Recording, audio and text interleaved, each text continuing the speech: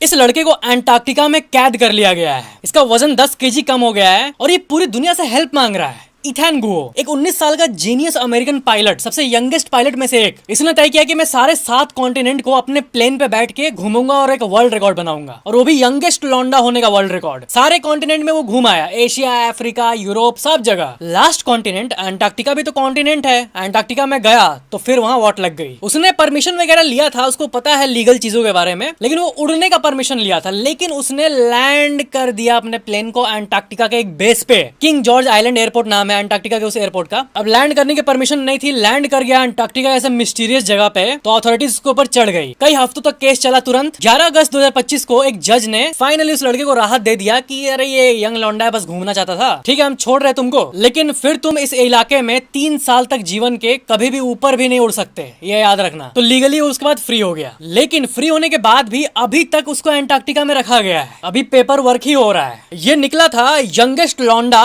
To travel all the continents अपने private plane में, लेकिन कुछ उल्टा हो गया यहाँ पे। वो यंगेस्ट लौंडा बन गया जो कि अंटार्कटिका में जेल हुआ। जी हाँ, एक रिकॉर्ड तो उसका नाम हो गया। वो अपने फ्यूचर बच्चों को बोलेगा कि तेरा बाप जो है वो यंगेस्ट लौंडा था अंटार्कटिका में जिसको जेल हुआ था। इसलिए अंटार्कटिका के ऊपर लोग इतना कुछ बोलते हैं कि वहां पे ऐसी कई चीजें हैं जो कि आम जनता को एकदम आइडिया ही नहीं। आम जनता मस्त है, पर वहां पे कुछ मिस्टीरियस ही हो रहा है, क्योंकि एक लड़का वहां लैंड कर गया है। ये इतनी बड़ी इशू तो नहीं होनी चाहिए थी। हाँ, लैंड करने के बाद आप उसको घेर लो, उसको चेक करो कि कुछ इल इंटेंशन से नहीं आया है ना, लेकिन जब सब कुछ क्लियर है तो फिर इतना कोर्ट केस ये वो, दैट्स वियर्ड। लाइक सब्सक्राइब जरूर करना।